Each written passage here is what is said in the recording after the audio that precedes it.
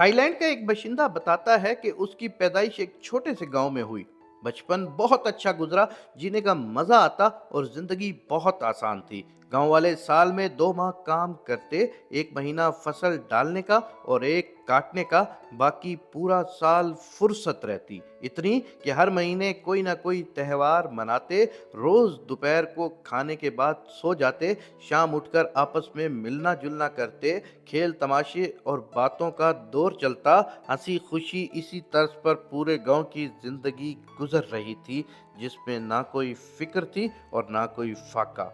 फिर किसी तरह टीवी गांव तक पहुंच गया और शहरी लोग भी सियाहत की गर्ज से गांव आने लगे। वो हैरान होते कि हम कैसी जिंदगी गुजार रहे हैं। हमें कहते कि तुम लोगों को शहर जाकर कामयाबी का ताक़ुब करना चाहिए। गांव वाले, खासकर नौजवान तबका, मीडिया से भी मुतासिर होने लगा। वक्त लगा, मगर आहिस्ता आहिस्ता सोच बदलने लगी और फिर अक्सरियत को महसूस होने लगा कि वो गरीब हैं, महरूम हैं, हमें शहर जाकर बसना चाहिए। बड़े शहर में नौकरी करने से जिंदगी आसान हो जाएगी और मेहनत करके खूब पैसा कमाएंगे, गाड़ियां खरीदेंगे, घर बनाएंगे। यहाँ तो बस वक्त ही बर्बाद कर रहे हैं। कहता है, मैं भी तरक्की करने के इरादे से बैंकॉक चला गया और एक कंपनी में मुलाजिम लग गया। यहाँ की जिंदगी मसरूफ तो बहुत है पर मजा बिल्कुल नहीं। बहरहाल जी मारकर मैंने बहुत मेहनत की, फिर भी रोजाना एक प्याला नूडल का खाने को मिलता। कभी दिल चाहे भी तो ज्यादा से ज्यादा फ्राइड राइस छुट्टी वाले दिन खा लेते थे। छोटे छोटे कमरों में लोग कीड़े मकोड़ों की तरह रहते। बदबू और गंदगी का तो हाल और भी बुरा था। 4 साल तक नौकरी करके भी कोई पैसा न जोड़ सका, क्योंकि महंगाई की वजह से खर्चा कमाई से ज्यादा ही हो जाता था। मैं सोचने लगा कि कुछ तो गलत है। जितनी ज्यादा मेहनत उतनी ज्यादा जिंदगी मुश्किल क्यों होती जा रही है। फिर किसी सियाने ने बताया है कि अच्छी नौकरी बड़ी डिग्री वालों को मिलती है और तुम्हारी तालीम बस आम सी है। अपने ख्वाब पूरे करने के लिए मैंने कर्जा उठाया और यूनिवर्सिटी में दाखिला ले लिया। पढ़ना मुश्किल था, तालीम बोरिंग थी, कुछ फाल और मुअस्सर नहीं था।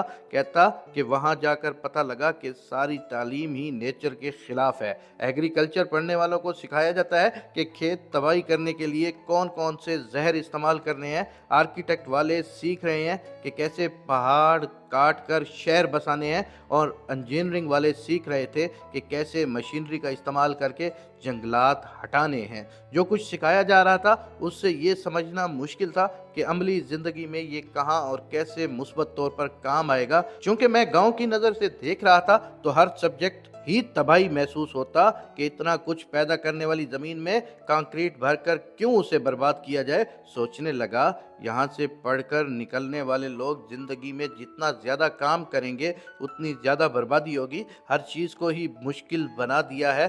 सब रेस में लगे हुए हैं, सीखने से ज्यादा जीतने का जुनून है। क्लास फेलो से बात होती तो कहते कि डिग्री होगी तो कमाई होगी और तभी अपना घर बना पाएंगे। एहसास महरूमी ने स्ट्रेस आसमान पर चढ़ा रखी होती, सुकून नहीं, हर चीज बुरी लगती। बिलाखिर आजिज होकर सब छोड़ दिया और गांव वापस चला गया। शहर में 8 से 12 घंटे काम करना पड़ता था। वापस गया तो पहले की तरह रहने लगा।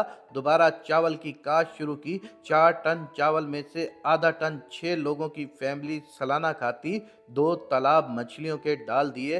पूरा साल मछली खाने को मुयस्सर होती। आधे एकड़ पर बाग रखा जिसमें रोजाना 15 मिनट मेहनत करता। 30 किस्म की सब्जियां और फल उगाता। 6 लोग कितना खा लेंगे। तमाम इजाफी चीज़ों को बेचने का कारोबार भी अच्छा चल जाता। कुछ जानवर पाल लिए।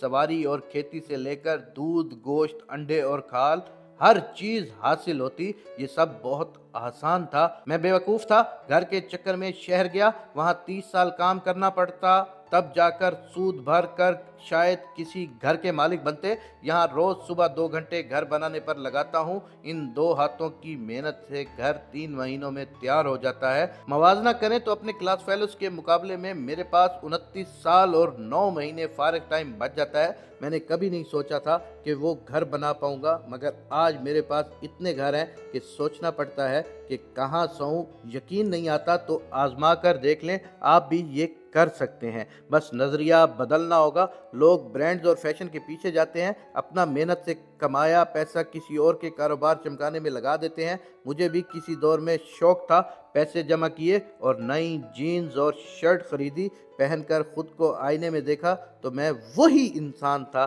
जो अपने पुराने कपड़ों में था। मैं जानना चाहता हूँ कि आप फैशन को क्यों फॉलो करते हैं, फिर भी क्यों उसे कभी पकड़ नहीं सकते। वो आगे ही रहता है और हम फॉलो करते करते ज़िंदगी गुजार देते हैं। यहीं रुक जाओ। जहाँ हो, कुछ भी खरीदना हो तो खुद से सवाल करो कि ये मेरी ज़रूरत है या पसंद।